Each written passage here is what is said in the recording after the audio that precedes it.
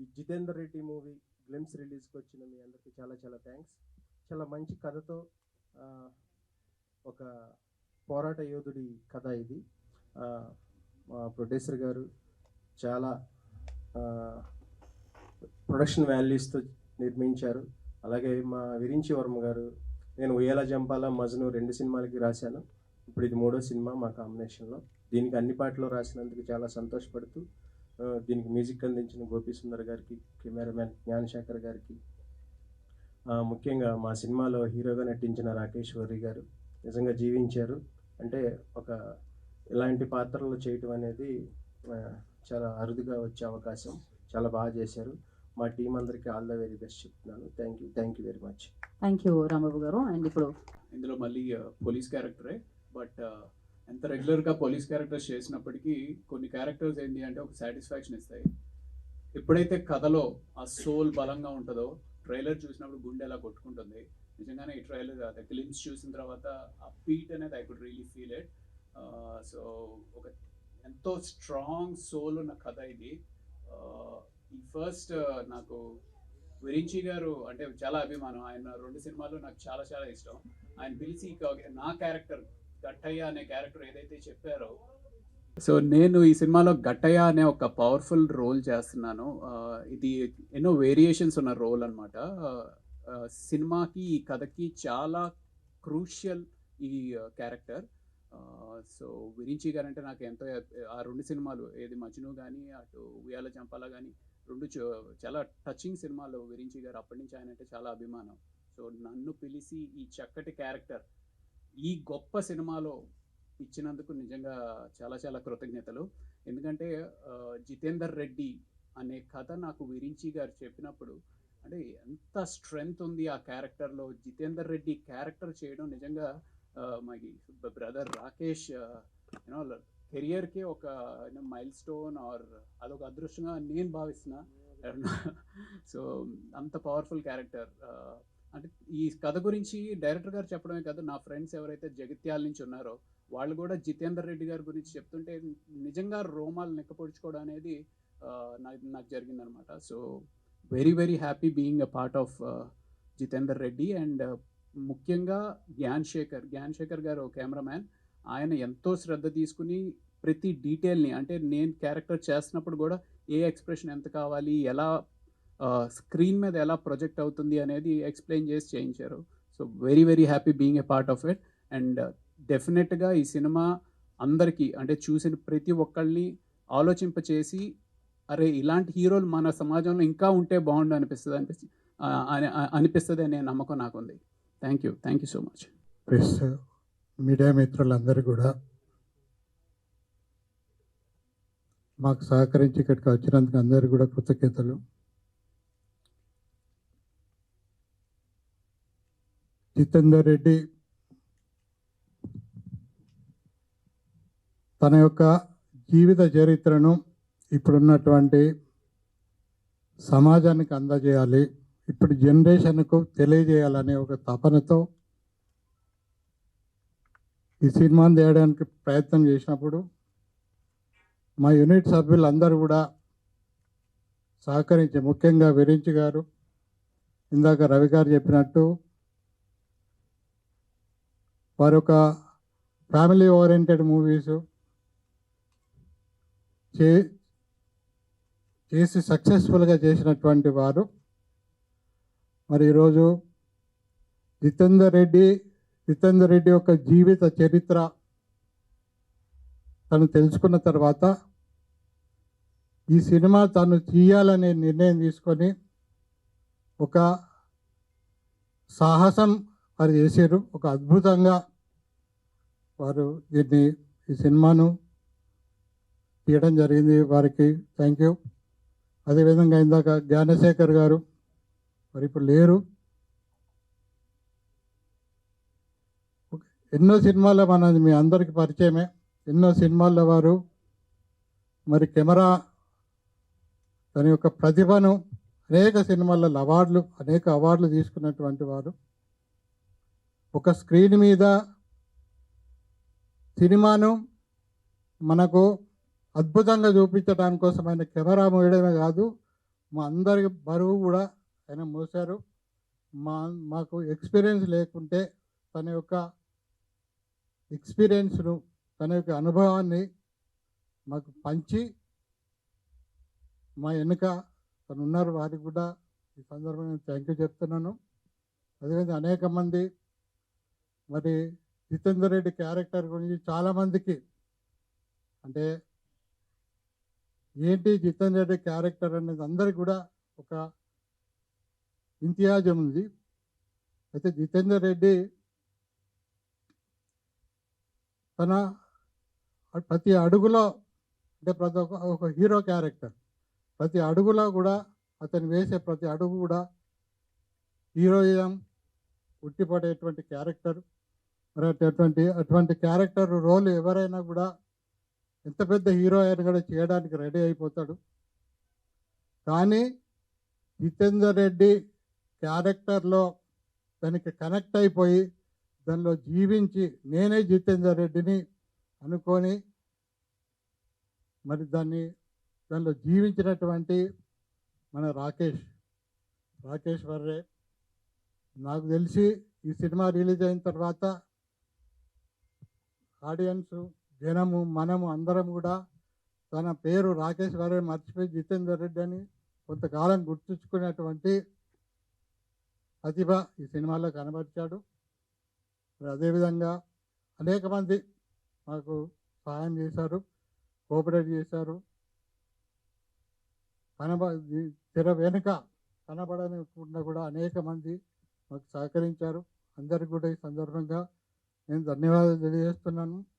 ముఖ్యంగా వాణిశ్రీ గారు, మరి వారు ఒక మాకు ఎగ్జిక్యూటివ్ ప్రొడ్యూసర్, మేము పెట్టిన పేరు అది. ఏ సమస్య వచ్చినా, మాకు ఏ సమస్య ఉన్నా కూడా ఒక గోడలాగా ఉండి ఆ సమస్య మా వరకు రాకుండా అడ్డుకొని మరి ముందుకు తీసుకెళ్ళింది. అట్లా మాకు కో డైరెక్టర్ కావచ్చు, ఉమేష్ కావచ్చు, ఈరోజు రాలేదు. చాలామంది ఈ సినిమాకు సహకరించారు, అందరు కూడా ధన్యవాదాలు. మరి జితేందర్ రెడ్డి గురించి తెలుసుకోవాలని చాలామందికి ఉంటుంది. చరిత్ర గురించి నేను కూడా ఒక చిన్న షార్ట్ ఫిల్మ్ చేయాలని చెప్పి జర్నీ స్టార్ట్ చేశాను. కానీ తనతో కలిసి ప్రయాణం చేసిన అనేక మందితో ఒక 2.5-3 సంవత్సరాలు రీసెర్చ్ చేసిన తర్వాత నాకు అర్థమైంది ఏంటంటే షార్ట్ ఫిల్మ్ కాదు, ఒక సినిమా తీయాలంటే కూడా ఈ సబ్జెక్ట్ చాలా కష్టమనే విషయం అర్థమైంది. చరిత్రలో ఒక భగత్ సింగ్ కావచ్చు, ఒక ఆజాద్ చంద్రశేఖర్ కావచ్చు, లేకుంటే అల్లూరి సీతారామరాజు కావచ్చు, వివేకానంద స్వామి కావచ్చు, ఎవ్వరు కూడా 100 సంవత్సరాలు బతకలే. కానీ మనం ఎవ్వరం సాధించలేని 100 సంవత్సరాలు సాధించలేనిది 25-30 సంవత్సరంలో సాధించినటువంటి గొప్ప వ్యక్తులు వాళ్ళు.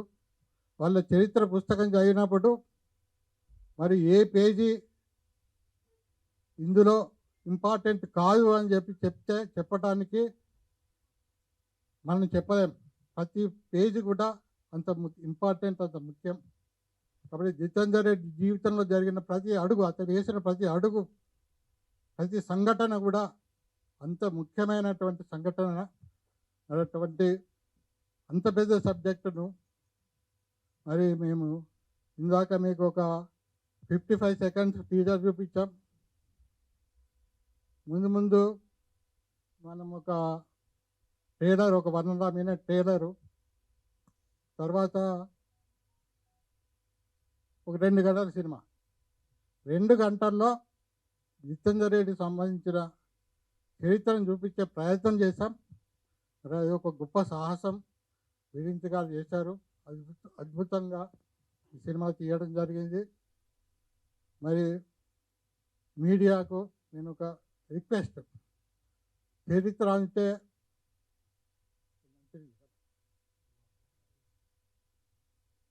అంటే నిజం చెప్పటం.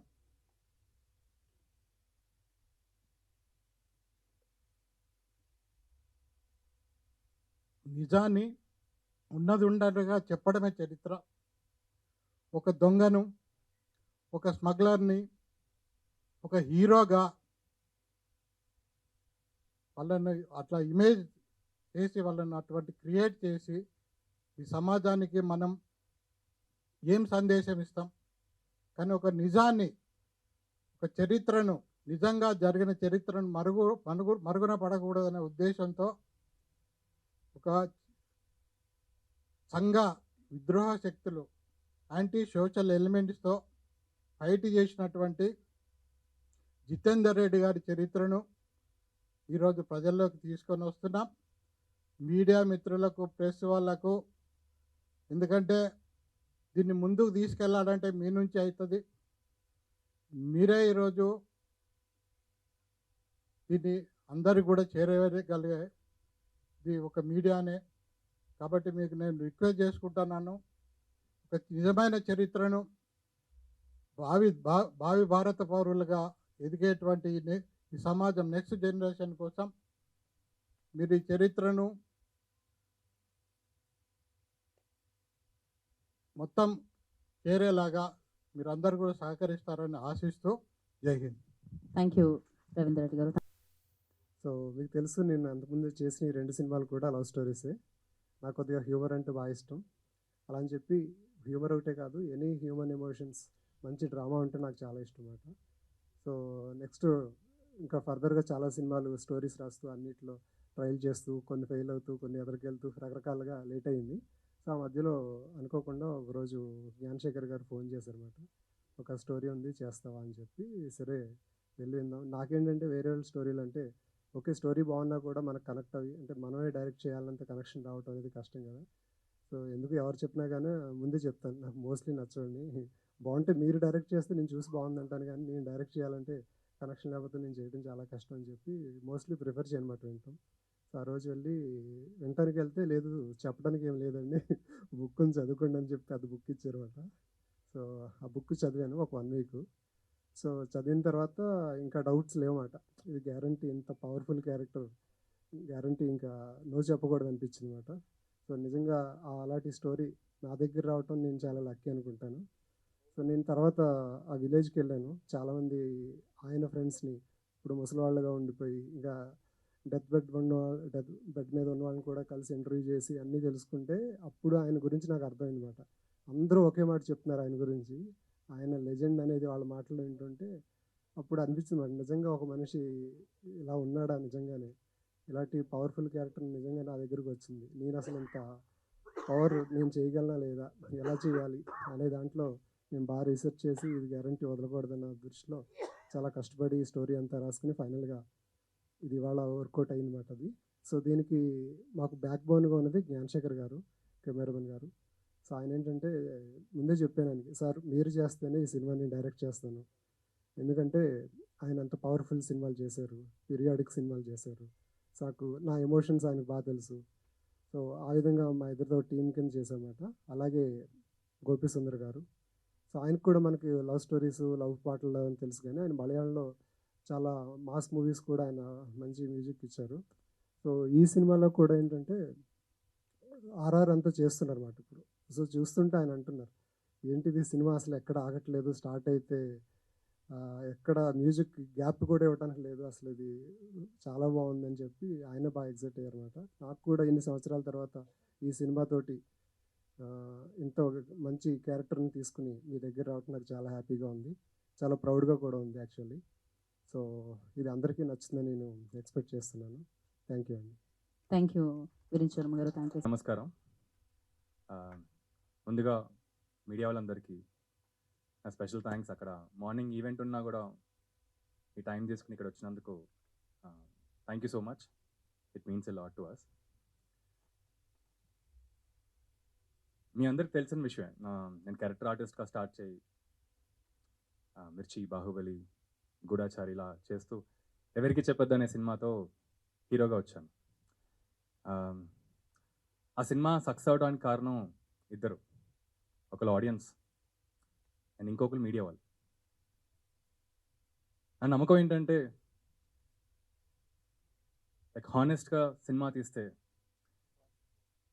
మీడియా వాళ్ళు జనాలు ఎప్పుడు ఎంకరేజ్ చేస్తారు. అది ఆ సినిమాతో ప్రూవ్ అయింది. ఇన్ఫ్యాక్ట్ మీకు గుర్తుంటే అప్పుడు ఒక టఫ్ సిచ్యువేషన్లో నేను ఉన్నానని మీకు వచ్చి షేర్ చేస్తే మీడియా వాళ్ళే వచ్చి ఆ సినిమా చూసి మేము ఆడియన్స్ తీసుకెళ్తామని మీరే తీసుకెళ్లారు. సో ఆ గ్రాటిట్యూడ్ నాకు ఎప్పటికీ ఉంటుంది.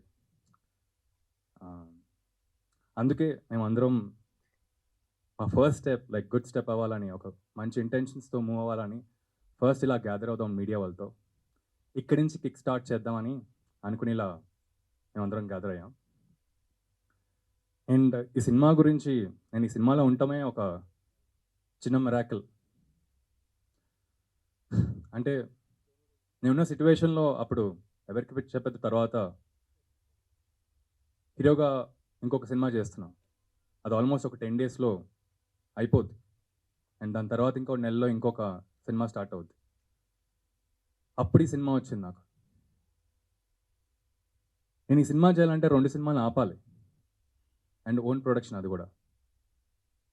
సో ఇలాంటి టఫ్ సిచ్యువేషన్లో వెళ్ళి నేను మా ఎగ్జిక్యూటివ్ ప్రొడ్యూసర్ కేతన్తో వెళ్ళి నో చెప్పేద్దాం కేతన్, ఇది కరెక్ట్ కూడా కాదు అంటే ఆడిషన్ ఇచ్చా అప్పటికి. సో వీళ్ళకి నచ్చి పిలిచారు. సరే నో చెప్పడానికి విరించి దగ్గరికి వెళ్ళిన తర్వాత రాకేష్ ఒకసారి స్టోరీ నరేట్ చేస్తా అని స్టార్ట్ చేశాడు. సరే మన లోపల ఒక క్రియేటివ్ మనిషి ఉంటాడు కదా ఎప్పుడు, సరే స్టోరీ విన్న తర్వాత అప్పుడు నో చెప్దాంలే అని, నచ్చకపోతే. సో ఎప్పుడైతే స్టార్ట్ చేశాడో నరేషన్, నా మైండ్ సెట్ స్లోగా చేంజ్ అవ్వడం మొదలుపెట్టింది. ఆ 1980s ఉన్న వరల్డ్, అక్కడ జరిగే ఇన్సిడెన్సెస్, క్యారెక్టర్స్, జితేందర్ రెడ్డి గారితో పాటు ఇంకా గొప్ప గొప్ప క్యారెక్టర్స్, ఇంత పెద్ద క్యాన్వాస్లో అసలు ఆ సినిమా అవుతుందా అని ఎప్పుడైతే ఇంటర్వెల్ వచ్చిందో ఈ సినిమాలోనే ఉంటే బాగుంటుందేమో అనిపించింది. సరే సెకండ్ హాఫ్ ఇంకా మొదలుపెట్టాడు. సెకండ్ హాఫ్లో ఇంకా అంతా ఆల్మోస్ట్ లైక్ ఒక హై రైజ్లో వెళ్ళే మూమెంట్స్. నేను ఎప్పుడైతే ఆ క్లైమాక్స్ విన్నానో అప్పుడు అనిపించింది ఈ సినిమా ఎట్టి పరిస్థితుల్లో నేను చెయ్యాలేమో అని. కానీ ఈ సినిమా చేయాలంటే ఆ 2 సినిమాలు ఆపాలి. సో అప్పుడు వెళ్ళి నేను మా ఇద్దరు డైరెక్టర్స్తో షేర్ చేసుకున్నాను, ఇలా ఒక మంచి సినిమా ఉంది, మంచి కథ విన్నాను. ఏమీ అనుకుంటా ఫస్ట్ వాళ్ళిద్దరు ఏమన్నారంటే ఆ సినిమాలో వెళ్ళి చేయండి, ఎందుకంటే మంచి కథలు దొరకటమే కష్టం. అండ్ డైరెక్టర్ ఏం విరించి వర్మ అని. First of all I have to thank my 2 directors. ఒక డైరెక్టర్ ఇక్కడే ఉన్నాడు, యాకూబ్ అలీ అండ్ శంకర్. వాళ్ళ వల్ల ఆ సినిమాలు ఆపి ఇప్పటివరకు ఇంకా స్టార్ట్ కూడా అవ్వలేదు, ఆపి సినిమా చేయడం జరిగింది. అండ్ ఆ 4 pillars, first pillar Virinchi, thank you so much నన్ను నమ్మి క్యారెక్టర్ ఇచ్చినందుకు. ఎందుకంటే విరించి, ఉయ్యాల జంపాల, మజ్ను స్టార్స్తో చేసిన తర్వాత ఇంకా పెద్ద స్టార్తో ఎవరన్నా చేయించుతాను. కానీ నన్ను నమ్మి, కథని నమ్మి ఆ కథలో నన్ను ఊడ్చుకోవడం అనేది చాలా పెద్ద విషయం. అని ఎప్పటికీ నేను ఆ గ్రాటిట్యూడ్తో ఉంటాను గురించి. Thank you so much. అంటే మేము ఎప్పుడు మాట్లాడుకోము ఇలా, నాకే కొత్తగా ఉంది. అండ్ నెక్స్ట్ రవీందర్ గారు.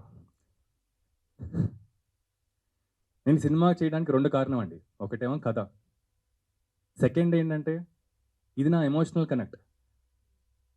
ఒక తమ్ముడు ఒక అన్నయ్య గురించి ఇంత దూరం వెళ్తున్నారా అని. అంటే ఆయన ఇప్పుడు చాలా తక్కువ మాట్లాడారు. ఆయనతో నేను ట్రావెల్ అవుతాను కాబట్టి ఆయన అన్నయ్య గురించి ఇంకెలా చూపెట్టచ్చు. ఆయన జితేందర్ రెడ్డి గారు మన మధ్యలో లేరు, కానీ నేను ఎంత బాగా ఆయన్ని నేను తిరిగి తేవచ్చు అనే ఇంటెన్షన్, ఆయన ఆలోచన ఇంత అంత కాదు. సో నా ఎమోషనల్ కనెక్ట్ ఏంటంటే ఇప్పటికీ నేను ఇంకా నా సినిమాలను నేను షూట్ చేసుకోవచ్చు. ఈ సినిమా ఎట్టి పరిస్థితుల్లో బయటకు వచ్చిన తర్వాత వెళ్దామని ఇంకా వీలుతో ఉన్నాను.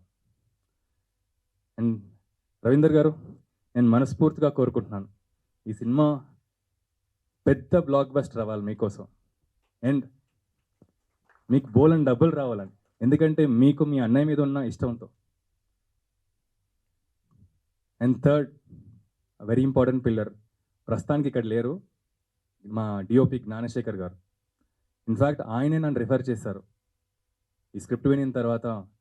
నన్ను బాబాయ్ ఇంత పెద్ద రోల్ నేనెందుకు అని. సో ఫస్ట్ అయితే వెళ్ళి కలిసిన తర్వాత ఈ ఆడిషన్ ఇచ్చిన తర్వాత చూద్దామని. So Baba, thank you so much. And fourth but very important pillar, Uma గారు, వాణి గారు. ఉమా గారు రవీంద్ర గారు వాళ్ళ వైఫ్ అండ్ వాణి గారు వాళ్ళ ఫ్యామిలీ మెంబర్. వాళ్ళిద్దరూ బ్యాక్ బోన్గా మాకు, అంటే వాళ్ళిద్దరికీ కొత్త ప్రొడక్షన్ చేయటం, బట్ స్టిల్ ఒక కమిట్మెంట్తో, ఒక ఇంటిగ్రిటీతో ఉండి ఈ సినిమాని మాకు హెల్ప్ చేసినందుకు థ్యాంక్ యూ ఉమా గారు, థ్యాంక్ యూ వాణి గారు. అండ్ ఫైనల్గా ప్రతి ఒక్క యాక్టర్కి ఏదో టర్నింగ్ పాయింట్ అవుద్దండి లైఫ్లో. నాకు ఇప్పటికీ ఇంకా ఆ టర్నింగ్ పాయింట్ అనేది రాలేదు. బట్ నా నమ్మకం ఏంటంటే జితేందర్ రెడ్డి అనే సినిమా నాకు టర్నింగ్ పాయింట్ అవుద్దని. అండ్ ఫైనల్లీ మీడియా వాళ్ళందరూ మీకు ఇంకేమైనా క్వశ్చన్స్ ఏమైనా అనిపిస్తే ఉంటే ప్లీజ్ దీని తర్వాత అడగండి. For hear in my speech. Thank you. Yeah, వాళ్ళకున్నాయండి క్వశ్చన్స్, ఖచ్చితంగా చాలా క్వశ్చన్స్. తర్వాత చాలా గ్యాప్ తీసుకొని వస్తున్నారు ఈ సినిమాతో. మధ్యలో ఒక రామ్కి ఏదో స్క్రిప్ట్ చెప్పారు అండ్ కళ్యాణ్ రామ్తో కూడా అనౌన్స్మెంట్ వరకు వెళ్ళింది. ఆ మధ్యలో ఆ సినిమాలు ఏమైనాయి, ఈ సినిమా రావడానికి ఇంత గ్యాప్ ఎందుకు పట్టింది? చెప్తే చాలా పెద్ద కదండి. సింపుల్గా చెప్పాలంటే బ్యాడ్ లక్ అనుకోవచ్చాము. అంటే నేను ఖాళీగా లేను కానీ స్టోరీస్ రాయటం, అప్రోచ్ అవటం, హీరోని కలవటం. యాక్చువల్లీ ప్రాజెక్ట్స్ ఓకే అని షూటింగ్ వరకు వెళ్ళింది, మళ్ళీ మధ్యలో కొన్ని ఇష్యూస్ వల్ల ఆగిపోయింది అనమాట. సో ఒక్క హీరోతో ఏమైందంటే అగ్రికల్చర్ బేసిస్ స్టోరీ అయింది. ఆ టైంలో మహర్షి రావటం, అది పక్కన పెట్టాము. తర్వాత ఇంకో రిచ్ అండ్ పూర్ ఒక కాన్సెప్ట్ అనమాట. మీరు అన్నట్టు ఒక హీరోతో ఒకేసరికి ఈ లోపల అలవైకుంఠపురం వచ్చింది, మళ్ళీ అది పక్కన పెట్టాం. తర్వాత కరోనా వచ్చింది. తర్వాత ఇంకా కొన్ని వేరే ప్రాజెక్ట్స్ కూడా, కొన్ని వెబ్ సిరీస్ది, వేరే ఒక పెద్ద ప్రొడక్షన్ హౌస్లో ఇంకో సినిమా, అలా రకరకాలు అయినాయి మాట. సో ఫైనల్ ఏది వర్కౌట్ అవ్వలేదు. సో నేను మాత్రం స్టోరీస్ రాసుకుంటూ అప్రోచ్ అవుతూ ప్రాసెస్ మాత్రం జరుగుతుంది. అది ఇప్పుడు గుడ్ లక్ టర్న్ అయింది అనుకుంటున్నాను. ఫైనల్గా జితేందర్ రెడ్డితో వస్తున్నాను. విరించి గారు, ఇప్పుడు నార్మల్గా మన ఇండియన్ లాంగ్వేజెస్ అన్నిట్లోనే చూసుకుంటే కనుక మహాత్మా గాంధీ క్యారెక్టర్ దగ్గర నుంచి, మంగళ్ పాండే క్యారెక్టర్ దగ్గర నుంచి, ఇటీవల రోజులు ఇన్ మెనీ లాంగ్వేజెస్ ఈ కైండ్ ఆఫ్ బయోపిక్స్, హిస్టరీ పేజెస్లో లాక్ అయిన క్యారెక్టర్స్ అన్నిటినీ తీసుకొస్తున్నారు బయటికి. Every character has its own distinct personality, presentation of truth అనే దాంట్లో ఉంది. But when it comes to the point of reaching audience, వాళ్ళ కనెక్ట్ అయ్యే పాయింట్లు ఏంటి అన్నది ఇన్ జనరల్గా it's matter of discussion for any film. ఇప్పుడు ఈ సినిమాలో మీరు ఆ సేలియంట్ రాదర్ సిగ్నిఫికెంట్ పాయింట్స్ ఏంటండి ఆడియన్స్కి బాగా కమర్షియల్గా హుక్ చేయడానికి? థ్యాంక్ యూ అండి ఈ క్వశ్చన్ అడిగినందుకు. యాక్చువల్లీ ఏంటంటే ఏదో బయోపిక్ అంటే చాలామంది బయోపిక్స్ చేస్తున్నారు, పొలిటికల్ లీడర్స్ వస్తున్నాయి. నాకు కూడా బయోపిక్స్ అంటే భయం. యాజ్ ఏ ఆడియన్స్ నాకేంటంటే బయోపిక్స్ అంటే ఇప్పుడు మనకి ఎందుకు వాళ్ళ హిస్టరీ అనేది ఉంటుంది కదా. సో ఆ విషయంలో నాకు చాలా భయం పట్ట బయోపిక్స్ చూడటం అంటే కూడా. అంటే ఎందుకంటే రియాలిటీకి దూరంగా వెళ్ళడానికి కూడా ఛాన్స్ ఉండదు. కానీ లక్కీగా నాకేంటంటే వచ్చిన స్టోరీలో ఇందులో చాలా డ్రామా ఉంది. ఆయన లైఫ్లోనే బోల్డంత డ్రామా, బోల్డంత హీరోయిజం, అదేంటంటే ఒక లార్జర్ దాన్ లైఫ్ క్యారెక్టర్ మాట ఆయన. సో అంత చూశాక ఇందులో బెస్ట్ తీసుకుంటే చాలు, మిగతా పక్కన పెట్టేయచ్చు అన్నట్టుంది తప్ప ఆయన రియల్ లైఫ్లో. సో నెక్స్ట్ ఇక్కడ బోరింగ్గా ఉంది, ఇంకేమన్నా పెడదామా, కొద్దిగా డ్రామటైజ్ చేద్దామా, కొంత డ్రామటైజేషన్ చేసాము. సో కానీ అది క్యారెక్టర్ని చెడగొట్టకుండా, ఆయన గౌరవాన్ని కించపరచకుండా అలా ట్రై చేసామన్నమాట. సో ఇందాక అన్నట్టు ఎక్కడైందంటే ఒకసారి కథ స్టార్ట్ అయితే, నేను ఆయన పొలిటికల్ లీడర్ ఏం కాదు, ఒక పార్టీకి ఆయనకి సంబంధాలు లేవు. కానీ నాకేంటంటే నాకు పాలిటిక్స్కి నాకు అసలు సంబంధం లేదు. కాకపోతే నాకేంటంటే ఇంత పవర్ఫుల్ క్యారెక్టర్, అంత జెన్యున్ క్యారెక్టర్. సో నేను ఆయన స్టోరీ విన్న తర్వాత ఈ జితేందర్ రెడ్డి ఇంత పెద్ద రివల్యూషనరీ లాగా ఉంది, అసలు ఏంటి చూద్దాం గూగుల్ చేస్తే ఎక్కడ ఆయన లేదన్నమాట. ఇదేంటిది, ఎవరెవరి గురించి తెలుసు కానీ వీరి గురించి ఎక్కడ లేదేంటని నేనే షాక్ అయ్యమాట. సో ఆయన గురించి వాళ్ళ ఊరు వెళ్ళి కనుక్కున్నాక, తెలుసుకున్నాక నాకు అసలు ఇది వదిలిపెట్టొద్దు అనిపించింది అనమాట. నాకేంటంటే ఏదైనా మనం ఎమోషనల్గా ఫీల్ అయితే అది గ్యారంటీ బాగా చేస్తాం కదా.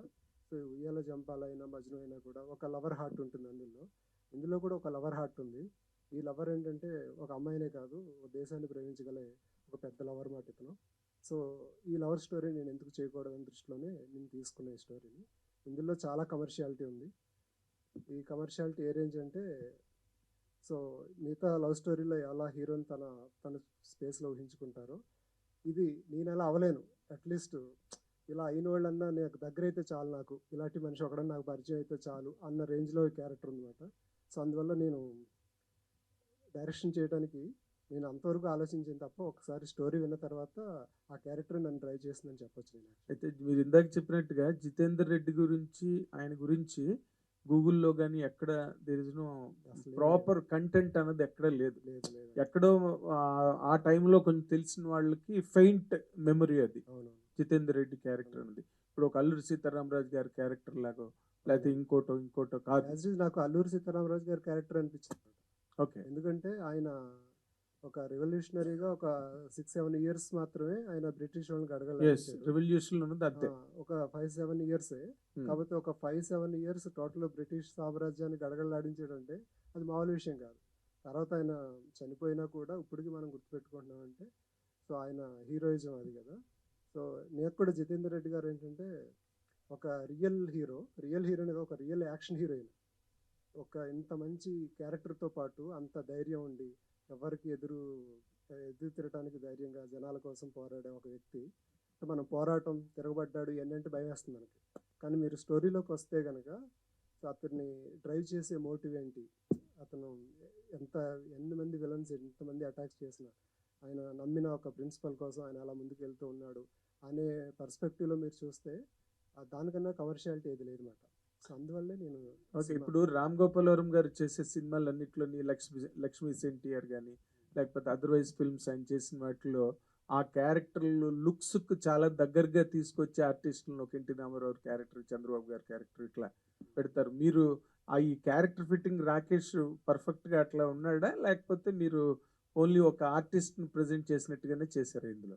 నాకేంటంటే రిజెంబ్లెన్స్ అలా ఏం కాదు, రిజెంబ్లెన్స్ గురించి కాదు, కానీ ఆ ఎమోషన్ ఎవరి దగ్గర ఉందని చూస్తున్న వాటిని.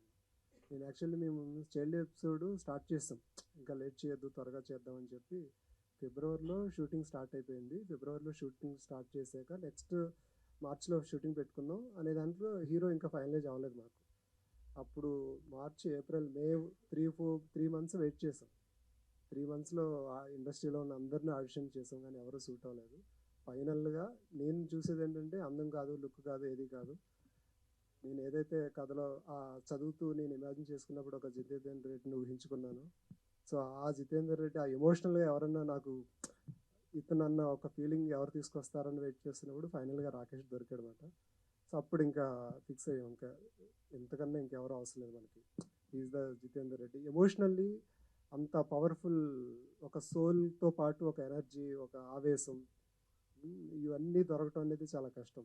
ఇంకోటి ఏంటంటే చాలామంది హీరోస్ ఏంటంటే హీరోయిక్గా for the sake of heroism చేస్తుంటారు కదా, అది కాదు. మనకేంటంటే ఒక క్యారెక్టర్ డ్రైవెన్, ఒక ఆవేశంలోంచి, ఒక అనుభూతిలోంచి, ఒక ఆవేశంలోంచి హీరోయిజం రావటం అనేది ఉంటుంది కదండి. అది రాకేష్లో కనిపించింది మాట నాకు. అది చాలా ట్రూత్ఫుల్గా హార్ట్లోంచి చేస్తాడు అనిపించింది. సో ఆ ఆడిషన్ తర్వాత రాకేష్ అయితే బాగుంటుందని చెప్పి ఫిక్స్ అయ్యామాట. నుంచి ఒక కంగ్రాచులేషన్స్ ఫర్ ఎవ్రీథింగ్. బాగుంది, ఈ లుక్ వీళ్ళంతా బాగుంది, కంగ్రాచులేషన్స్. అయితే ఈ బయోపిక్స్ దగ్గరికి వచ్చేటప్పటికి ఒక మహానటి బయోపిక్ తప్ప so many celebrities biopics are not doing well. They didn't do well. So many biopics have come. ఆ ఒక వెల్ సంగ్ హీరోస్ యొక్క బయోపిక్స్ని వెల్ ఎస్టాబ్లిష్డ్ స్టార్స్ చేసినా కూడా అవి వర్కౌట్ కావట్లేదు. బట్ ఈ unsung hero Jitender Reddy to particular ఏరియాలో హీఈస్ గ్రేట్ పర్సన్. అలాంటి అన్సంగ్ హీరోని తీసుకొని ఒక బయోపిక్ చేయాలనుకోవటం అనేటువంటిది as a director what is the challenge you met in that? దాంట్లో ఉన్న ఛాలెంజింగ్ పాయింట్. అట్లాగే ఆర్టిస్ట్ పరంగా కూడా తను కూడా చూసుకుంటే ఒక పోనీ అన్సంగ్ హీరోకి పోయి ఒక వెల్ ఎస్టాబ్లిష్డ్ హీరోని తీసుకున్నాం అనుకున్నా కూడా it could be elevated. But you unsung hero and a new actor, how this combination works out అనేది మీ ధైర్యం ఏంటి? What are your calculations? నాకు క్యాలిక్యులేషన్స్ ఏమి లేవు సార్. యాక్చువల్ ఏంటంటే చూసినప్పుడు, ఆ కథ విన్నప్పుడు, నేను ఇమాజిన్ చేసుకున్నప్పుడు ఒక రేంజ్, ఇంత ఇన్స్పిరేషనల్ క్యారెక్టర్, ఎక్కడ అన్స్టాపబుల్ క్యారెక్టర్ అయినా. సో ఇలాంటి క్యారెక్టర్ నేను చేస్తున్నప్పుడు మీరు అన్నారు కదా బయోపిక్ చేస్తున్నప్పుడు అసలు బయోపిక్ లాగా నేను ఎప్పుడు ఫీల్ అవ్వలేదు అనమాట. బయోపిక్ లాగా నేను ఫీల్ అయ్యి నేను వెళ్ళే వరకు బయోపిక్ అని భయపడితే వెళ్ళాను, కానీ వెళ్ళిన తర్వాత నా దృష్టిలో ఇది ఇప్పటికీ బయోపిక్ కాదు. ఆడియన్స్ కూడా ఇది ఒక బయోపిక్ అని దృష్టిలో చూడాల్సిన అవసరం లేదు. ఎందుకంటే ఇది బయోపిక్లో ఉన్న లిమిటేషన్స్ ఏమి దీంట్లో లేవు. అంత డ్రామా ఉంది. ఒకసారి కథ మొదలైన తర్వాత ఇది బయోపిక్ ఇంకొకళ్ళ పిక్ ఇందులో ఏమన్నా ఇప్పుడు ఆయన ఉన్నారు, ఆయనకి ఏంటంటే వాళ్ళ బ్రదర్ గురించి చెప్పుకోవాలని ఒక తపన ఉంది. రాకేష్కి ఏంటంటే ఈ క్యారెక్టర్ని బాగా చేయాలని ఒక తపన ఉంటుంది. నాకేంటంటే ఈ క్యారెక్టర్ నేను ఇంత ఎనర్జీ ఉంది, ఎంత ఎనర్జీని ఎక్స్ప్రెస్ చేయగలను అనేది ఉంది తప్ప ఇది బయోపిక్ కదా చూస్తారా చూడరా లేకపోతే నేను ట్యాకిల్ చేయగలను హ్యాండిల్ ఈ క్వశ్చన్స్ ఏమి లేవండి. ఎందుకంటే అందులో ఆల్రెడీ కమర్షియాలిటీ ఉంది. ఆయన జెన్యున్గా ఒక కాజ్ కోసం పోరాడుతున్నాడు కదా. సో అందులో ఫుల్ ఎనర్జీ ఉందన్నమాట. సో ఆ ఎనర్జీయే మా అందరిని నడిపించింది అనుకుంటున్నాను. సో ఆ విధంగా ఇది అసలు బయోపిక్గా నేను ఎప్పుడు ఫీల్ అవ్వలేదు. చాలా కమర్షియల్గా ఉంటుంది సినిమా అంతా కూడా. అలాగే యాజ్ ఫార్ యాజ్ ఎవరు ఫస్ట్ ఫిలిం ఉయ్యాల జంపాల కానీ మజ్ను కానీ చూస్తే ఆ జంపాల ఉయ్యాల ఆ స్వింగ్స్ని ఇంకా మర్చిపోలేదు, sweet swings of that film. You are very sensible director as far as those films are concern and your taking part, your taking style అండి. దీంట్లోకి వచ్చేటప్పటికి you need to put yourself strong as far as the emotions are concern, ముఖ్యంగా action emotions అవి గిట్ట. ఒక డైరెక్టర్కి ఒక genre నుంచి ఇంకొక ఇలాంటి ఒక ఆల్ టుగెదర్ డిఫరెంట్ జోనర్లోకి జంప్ అవుట్ ఆల్ టుగెదర్ ఇదో పారాషూట్ అవటం అనేటువంటిది. How you felt and how you handle it అంటే how you transformed your self ఏం చెప్తారు? యాక్చువల్లీ అది నాకు ఈ సినిమా ద్వారా గ్రేట్ ఎక్స్పీరియన్స్ అండి. అలాంటి ఛాన్స్ నాకు వచ్చినందుకు చాలా లక్కీగా ఫీల్ అవుతున్నాను నేను. ఎందుకంటే డిఫరెంట్ జానర్స్ అందరికీ త్వరగా రావు.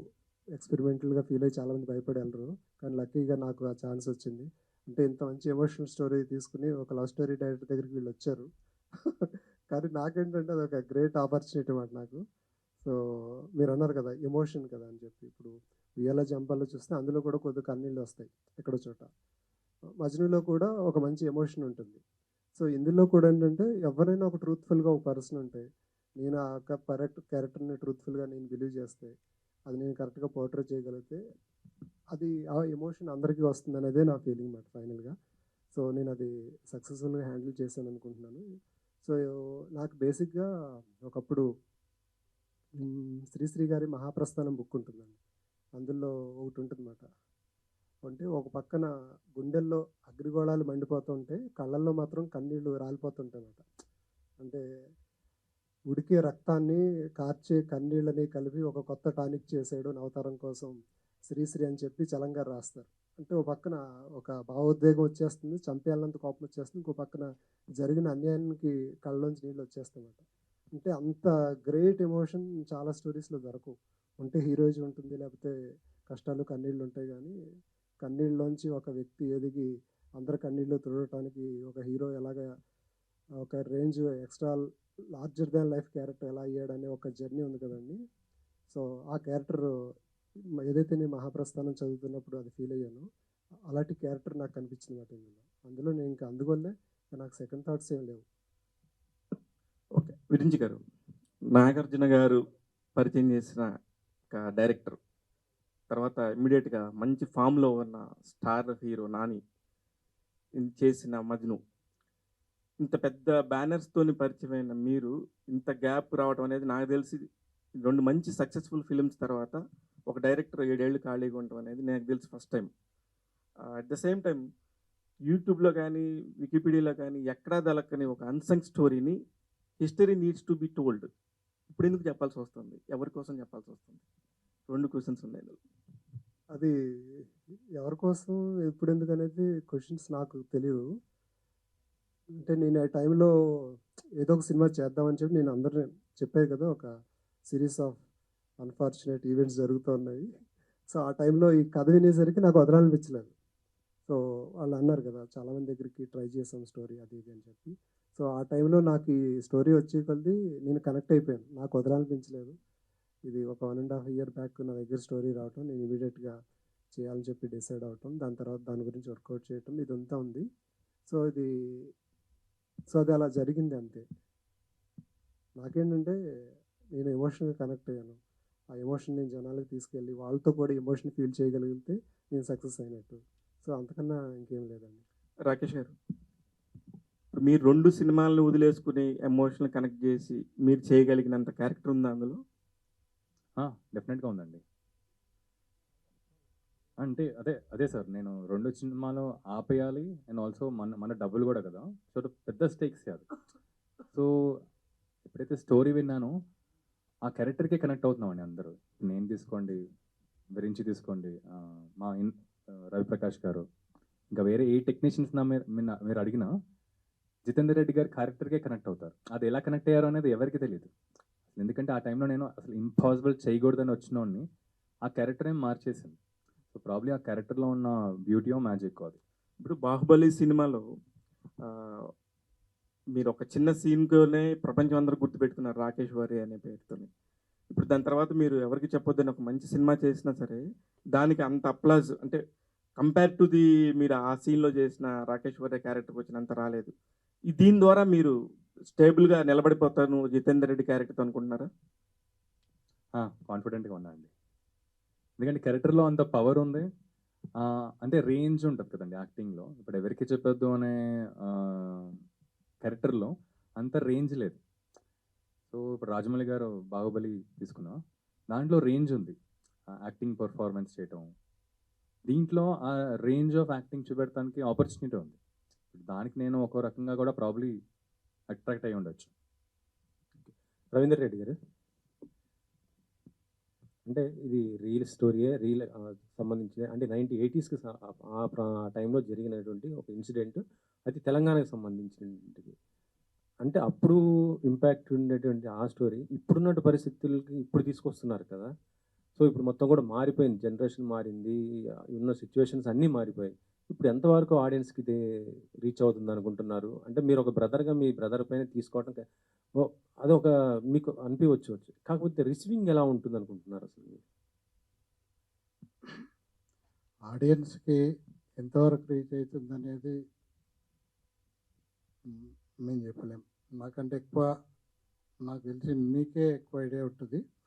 బట్ ఏంటంటే జితేందర్ రెడ్డి గారు ఆ క్యారెక్టర్ అది 1980లో జరిగినటువంటి 80 to 87 బేసిక్గా 7-8 ఇయర్స్ స్టోరీ అది. ఆ టైంలో జితేందర్ రెడ్డి గారు వారి హిస్టరీ, వారి చరిత్ర జరిగినటువంటి కొన్ని సంఘటనలు అన్నీ చూపించలేము, కానీ కొన్ని అట్లీస్ట్ కొన్ని సంఘటనలను ఇప్పుడు జనరేషన్కు చెప్పాలి.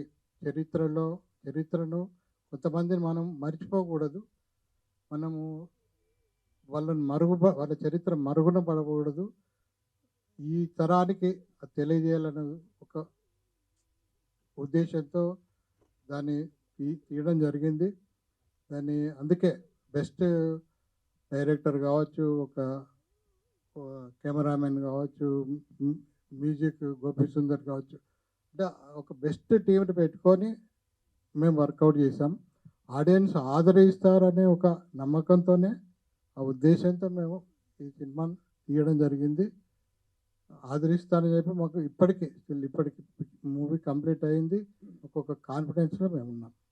Thank you. Rakesh bro, hi. Hello అండి. హాయ్.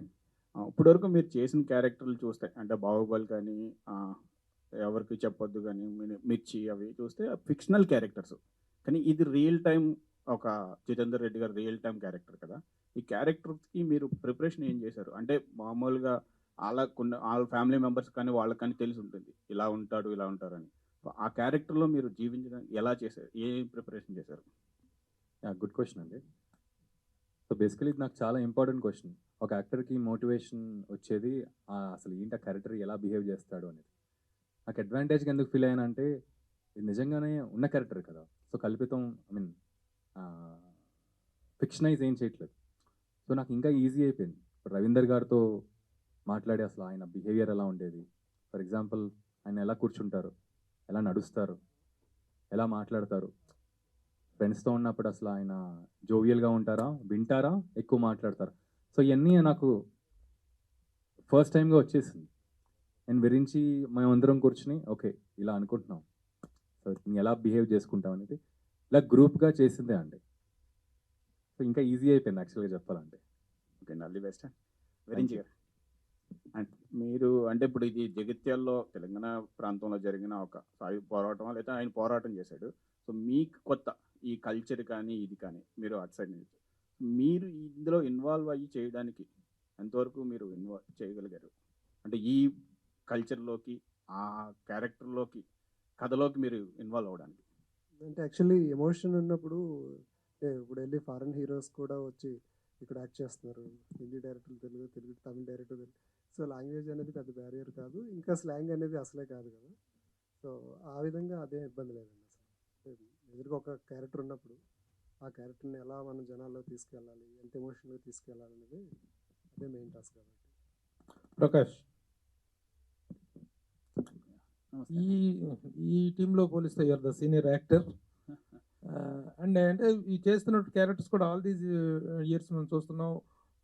తను ఒక క్యారెక్టర్ ఉన్నాడు అంటే ఒక మంచి ప్రామినెన్స్ ఉంటుంది అనేటువంటిది. దీంట్లో what kind of character you are portraying and how it helps to the strength of the story? Thank you అండి, ముందు మంచి మాటలు చెప్పారు నా గురించి, థ్యాంక్ యూ. ఈ కథ మొదలయ్యి ఈ కథను ఒక మలుపు కూడా తిప్పే క్యారెక్టర్ నేను చేసిన గట్టయ్య క్యారెక్టర్ అనమాట.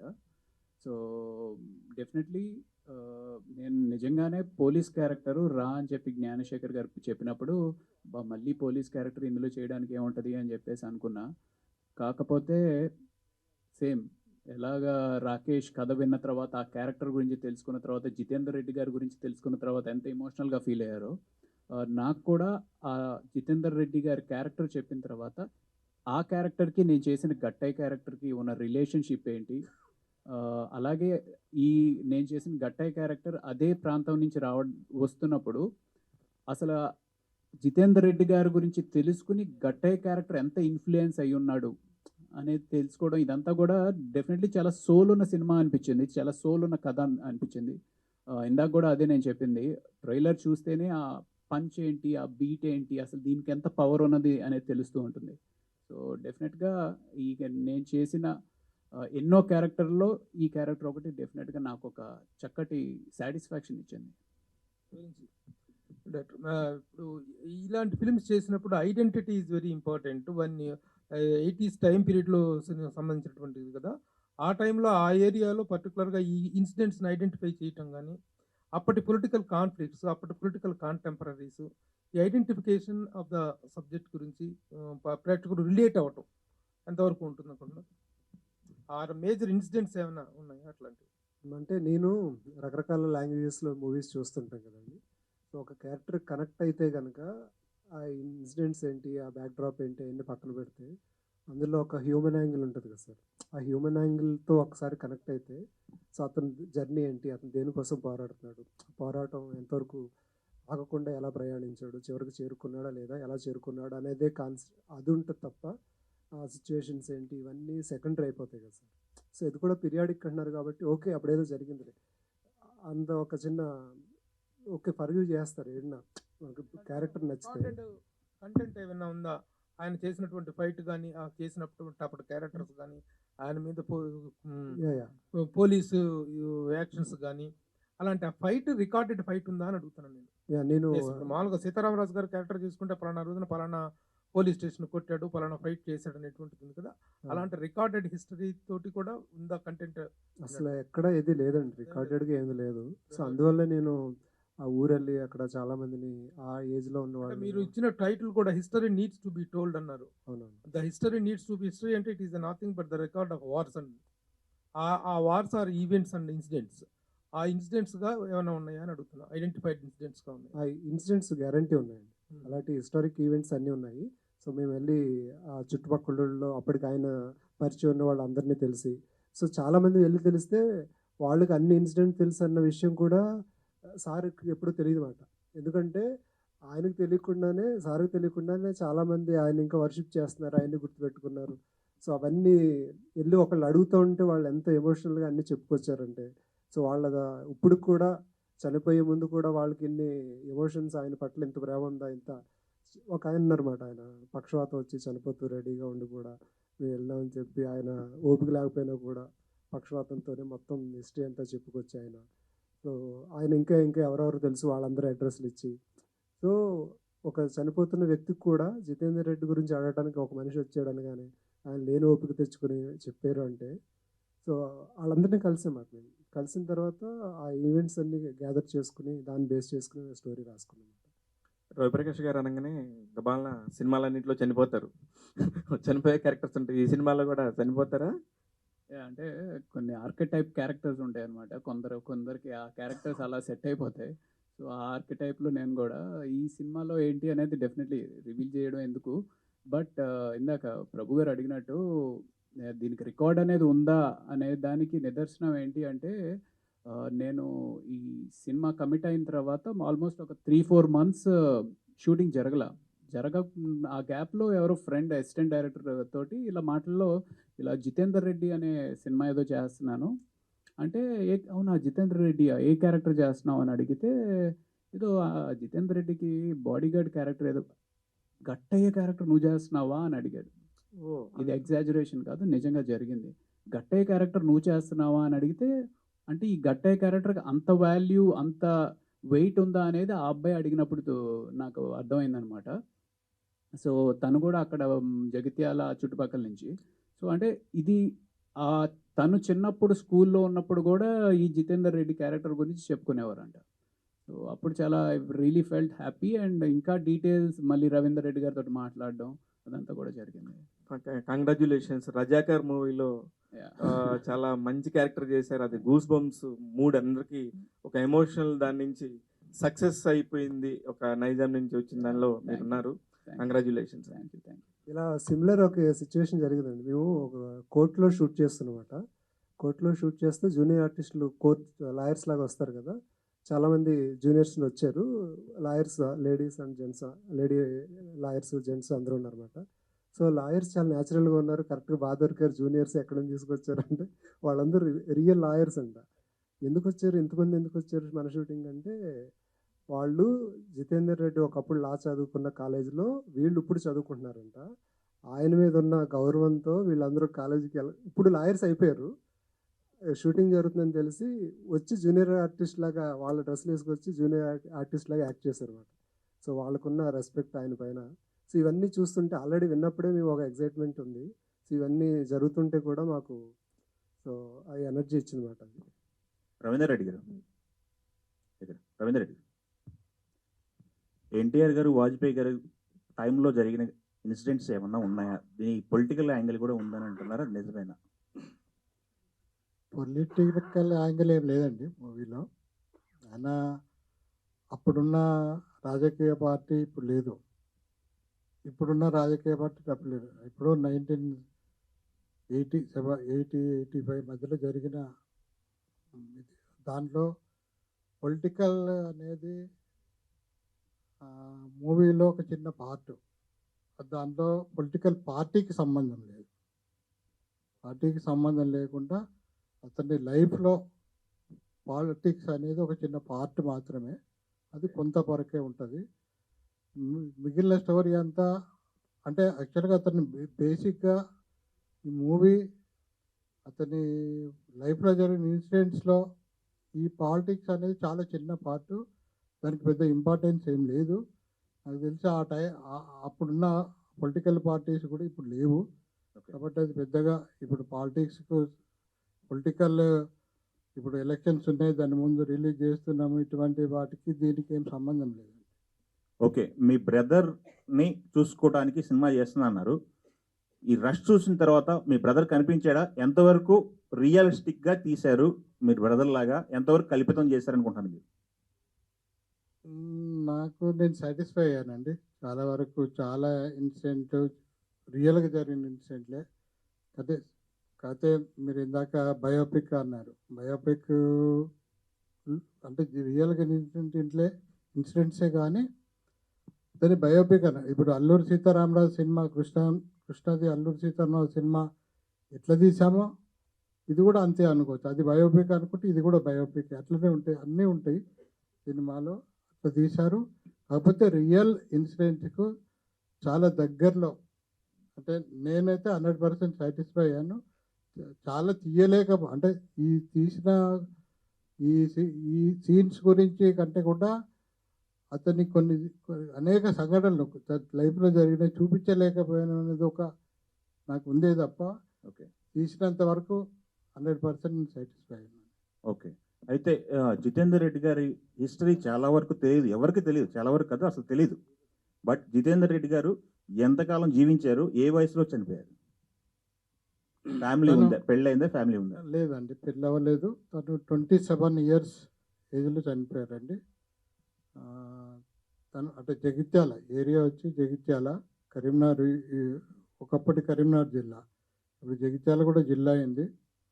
కరీంనగర్, జగిత్యాల, గోదావరి కానీ, మంచిర్యాల, వరంగల్ ఆ ఏరియాస్ అంతా కూడా జితేందర్ రెడ్డి పేరు అందరికీ తెలుసు, చాలామందికి తెలుసు. ఇప్పుడు జనరేషన్ అంటే 35 ఇయర్స్ గ్యాప్ వచ్చింది కాబట్టి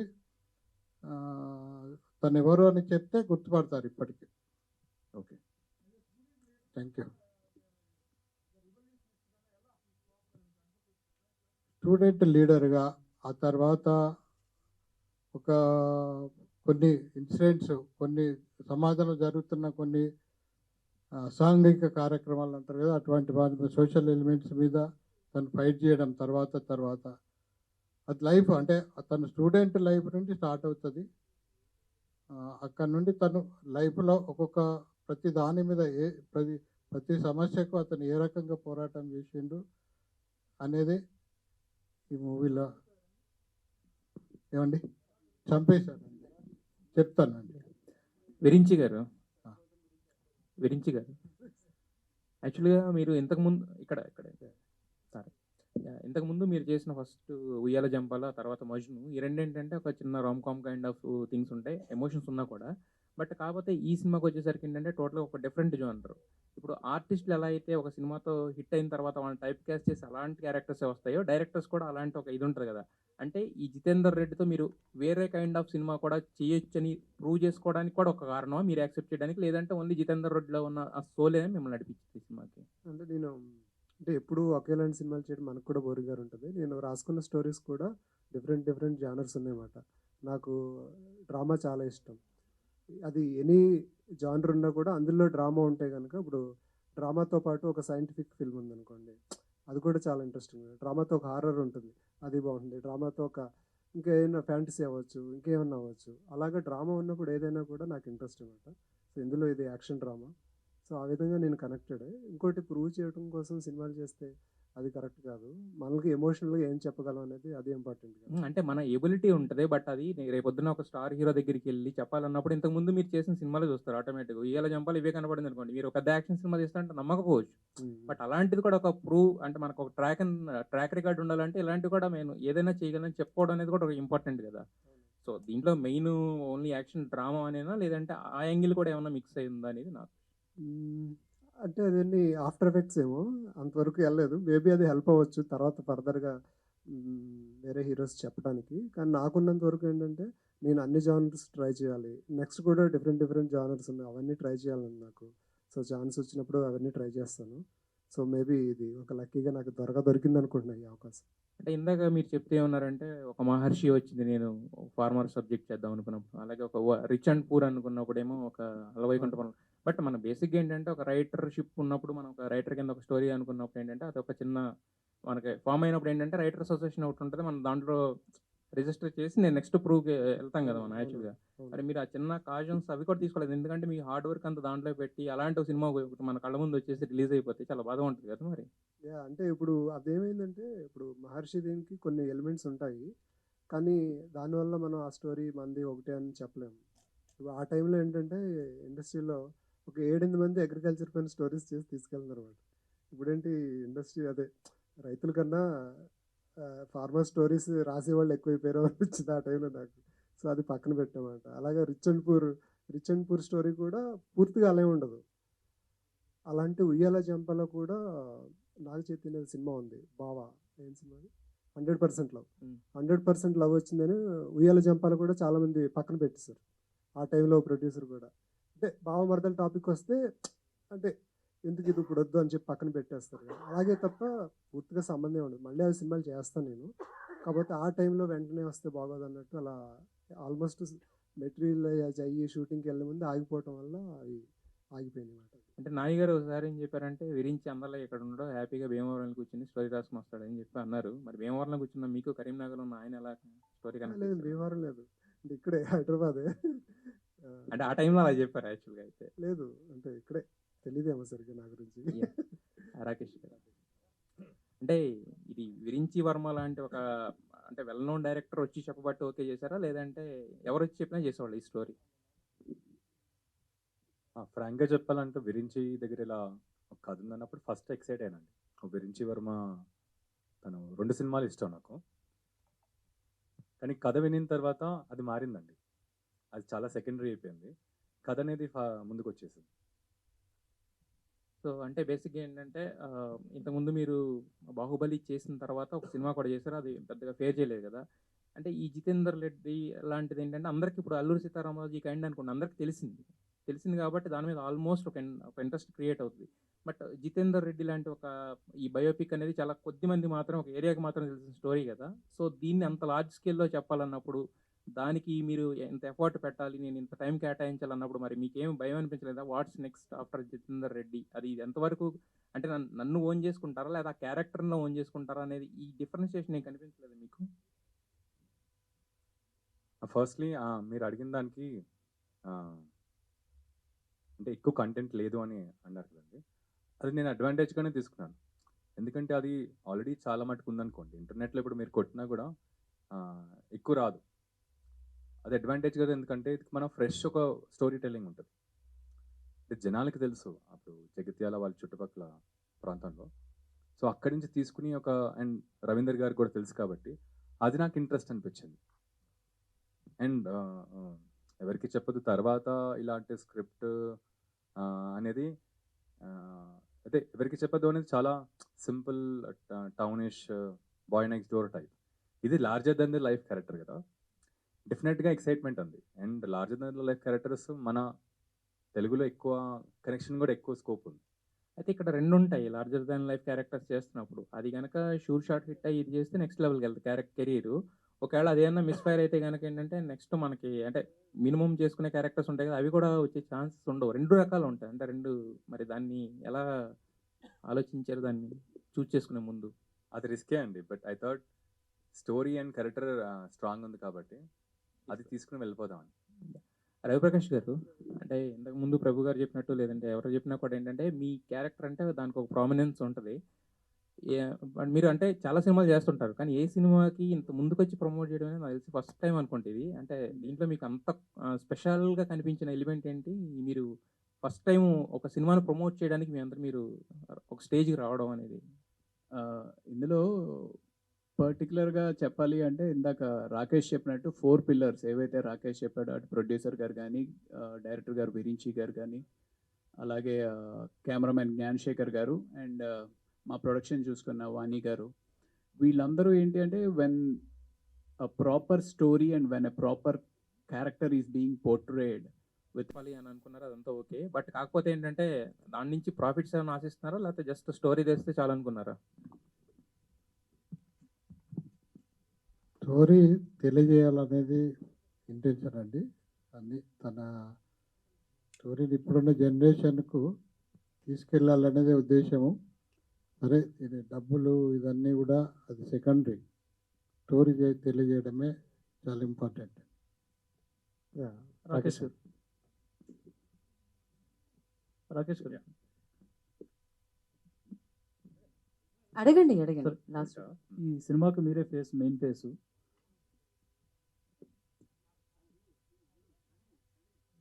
ఇది అంటే జితేందర్ రెడ్డి ఆ క్యారెక్టర్ విన్నప్పుడు మీరు ఆ క్యారెక్టర్కి పరకాయ ప్రవేశం చేయాల్సి వచ్చినప్పుడు ఆయన గురించి ఏం స్టడీ చేశారు అసలు మీరు?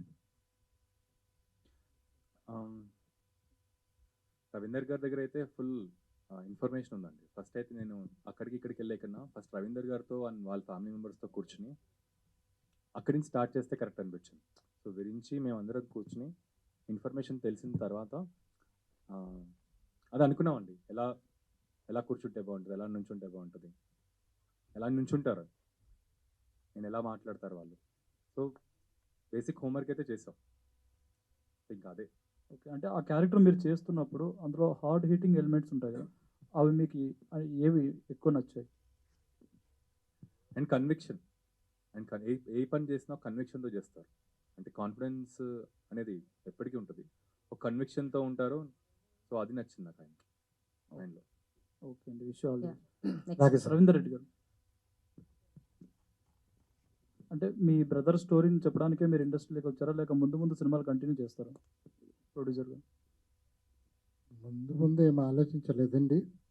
అసలు ఈ మూవీ స్టార్ట్ అయ్యకముందు, ఈ మూవీ షూటింగ్ స్టార్ట్ చేయకముందు నేను ఎప్పుడు కూడా అసలు షూటింగ్ కూడా ఎప్పుడు చూడలేదు.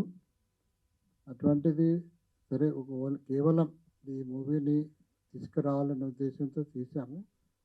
సరే ఫర్దర్ తర్వాత ఏంటి అనేది ఇప్పుడైతే ప్రస్తుతానికి మేము ఆలోచించలేదు. Okay, next question. రాకేష్ నా, మీరు ప్రభాస్ గారితో మిర్చి చేశారు అండ్ బాహుబలి చేశారు. సో ఆయనలో నుండి మీకు నచ్చిన క్వాలిటీ అంటే ఏం చెప్తారు? ప్రభాస్ అని బేసికలీ అందరూ అన్నయ్య అని పిలుస్తాము. నేను సింప్లిసిటీ అండ్ ఆయన ఆఫ్ స్క్రీన్ సింపుల్గా ఉన్న, ఆన్ స్క్రీన్ ఏదైనా చేయగలుగుతారు, లైక్ ఒక రెబెలియస్ క్యారెక్టర్ లాగా. సో అది నాకు ఇష్టం అనమాట, ఆ transformation. Come to the point, దీని గురించి చూస్తే అంటే ఫస్ట్ మా ఒక సినిమాలో ఇంకా చెప్పలేము చాలా ఉంది అని అన్నారు. సో దీనికి పార్ట్ 2 ఉండొచ్చా ఏమైనా? పార్ట్ 2 అనేది ఇంకా డైరెక్టర్ చాయిస్ అండి. ప్రస్తుతానికైతే పార్ట్ 1కి అయితే ఆలోచించాం.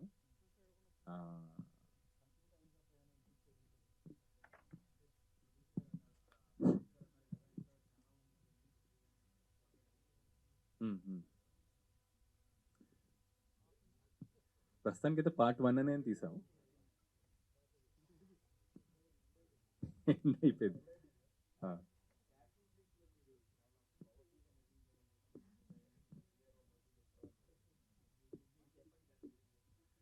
బేసికలీ యాక్షన్ స్క్రిప్ట్స్, యాక్షన్ కథలు చాలా ఇష్టం అండి. నాకేంటంటే ఎక్కువ యాక్షన్ కథలు అనేది ఈజీగా అంతా దొరకవు కూడా, దొరికినా అంత కన్విన్సింగ్గా ఉండదు. సో నాకు ఎప్పుడైతే ఇది దొరికిందో నాకు ఇంకా ఇది ఫుల్ మీల్స్, ఇంకా మనం ఆల్ అవుట్ వెళ్ళిపోవచ్చు దీని మీద అని, ఇంకా అలా. రాకేష్ గారు, this is Chandu, anchor from film looks. So మీరు ఇండస్ట్రీలోకి వచ్చి 10 to 12 years అవుతుంది అండ్ మంచి సినిమాలు చేశారు, మంచి క్యారెక్టర్స్ చేశారు. ఇందరూ మీరు మాట అన్నట్టు నాకు సరైన బ్రేక్ రాలేదు అని అన్నారు. సో దానికి రీజన్ ఎప్పుడైనా అబ్జర్వ్ చేశారా, లేకపోతే ఏదైనా విషయం నుంచి మీరు రిలీజ్ అయ్యారా? నేను ఎందుకు ఇంకా కొంతమందితో కంపేర్ చేసుకుంటే కొంచెం బ్యాక్ ఉన్నాను, ఇంకా నేను అనుకున్నది ఇంకా స్టార్డమ్ లేకపోతే బిజీ హీరోగా కానీ యాజ్ ఆర్టిస్ట్గా కానీ ఇంకా బిజీ అవ్వలేదు, ఏమన్నా మీలో ఉన్నాయా మైనస్లు? అంటే కొంచెం మొహమాటం, లేకపోతే ఏదైనా ఒక సినిమా గురించి వెళ్ళి డైరెక్టర్ని నేను ఈ క్యారెక్టర్ చేస్తాను అడగపోవటం, ఇలాంటివి ఏమైనా ఉన్నాయా మీలో? అంటే నేను కాన్స్టెంట్గా అయితే నేను ఎప్పుడు ఏదో ఒకటి చేస్తూ ఉంటాను, అదైతే రిలాక్స్ అయితే అవ్వను. సో నేను చేసిన ఇప్పుడు ఫస్ట్ అయితే నేను క్యారెక్టర్ రోల్స్తోనే స్టార్ట్ అయ్యాను. ఎందుకంటే నాకు కూడా ఇండస్ట్రీ అనేది ఇప్పుడు ఏ బ్యాక్గ్రౌండ్ లేదు కాబట్టి ఫస్ట్ తెలుసుకుని ఇలా వద్దామని. సో హీరోగా స్టార్ట్ అవడానికి ఏంటంటే నాకు లేట్ అయింది. ఎందుకంటే నాకు కొన్ని సినిమాలు స్టార్ట్ అయ్యి అవ్వక, అప్పుడు నాకు నేను చేసుకున్న సినిమా ఎవరికి చెప్పొద్దు. సో ఎవరికి చెప్పదు తర్వాత సినిమాలు ఏంటనేది అప్పటికే అనుకున్నాం. నేను అదే చెప్పా కదండి, 2 సినిమాలు ఇంకా ఆపేసి ఇది చేయాల్సి వచ్చిందని. సో ఈ సినిమా తర్వాత ఇంకా ఉంటాయి. అంటే లైక్ రియాలిటీ మాట్లాడితే, అంటే రాకేశ్వర్ అంటే ఇండస్ట్రీలో పీపుల్స్ కొంతమంది తెలుసు, బట్ బయట జనాలకి రాకేశ్వర్ అనగానే చాలా తక్కువ మంది గుర్తుపడతారు.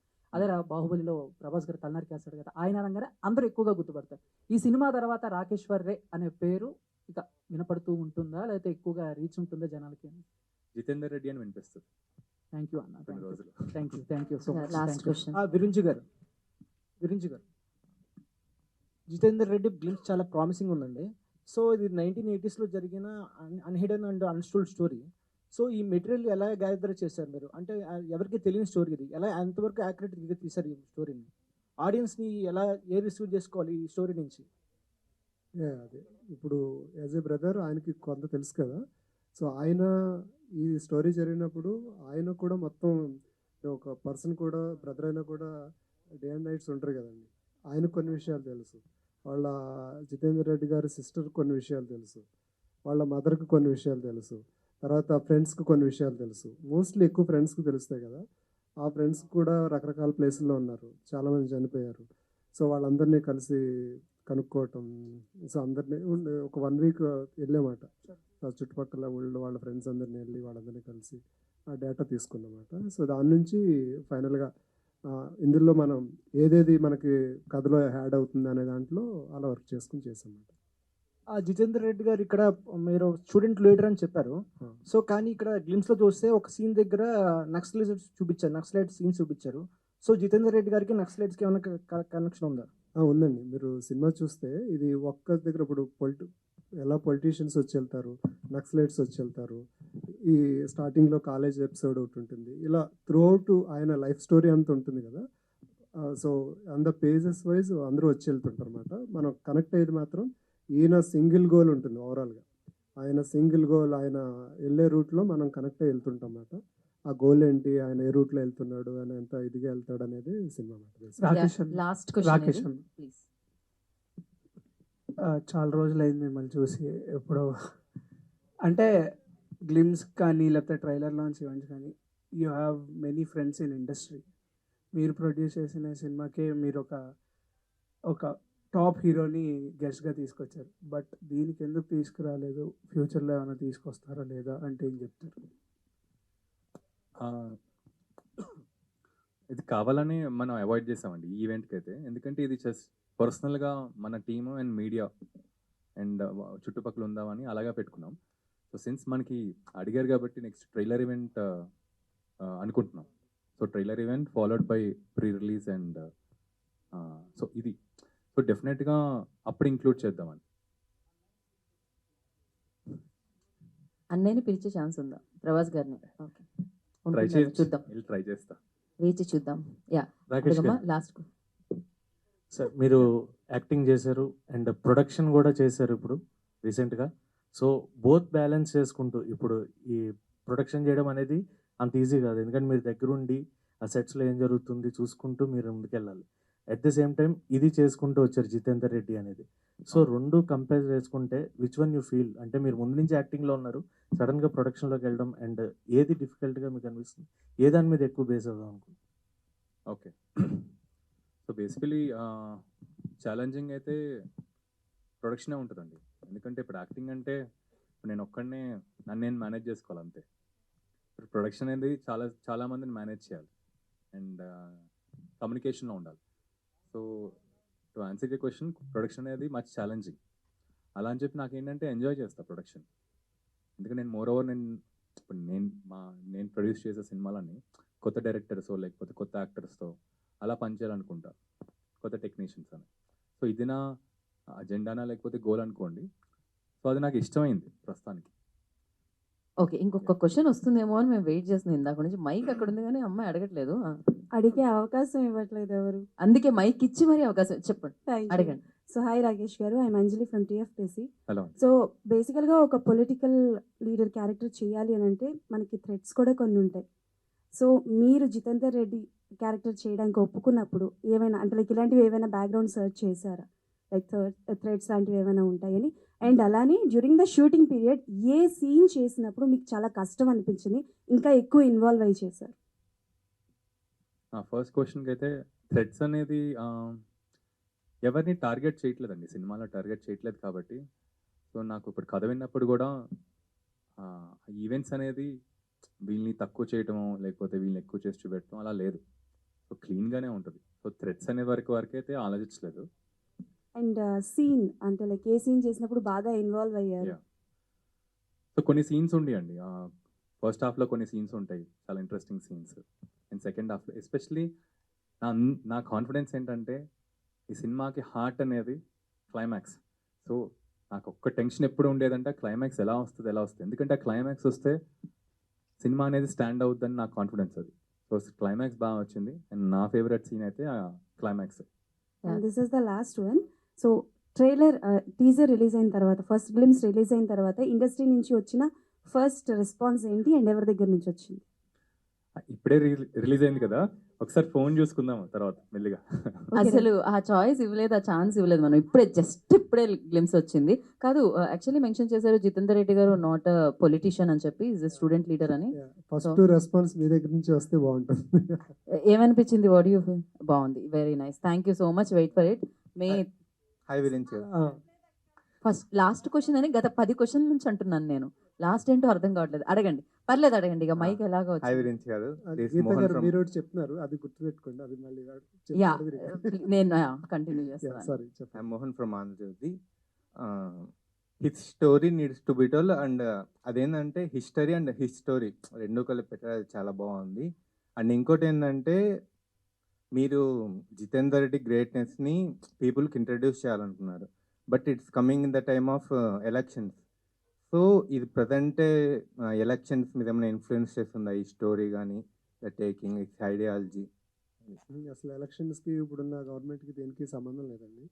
ఇది ఓన్లీ ఒక లార్జర్ దాన్ లైఫ్ క్యారెక్టర్ అంటున్నా కదా, సో చాలా డ్రామా ఉంటుంది.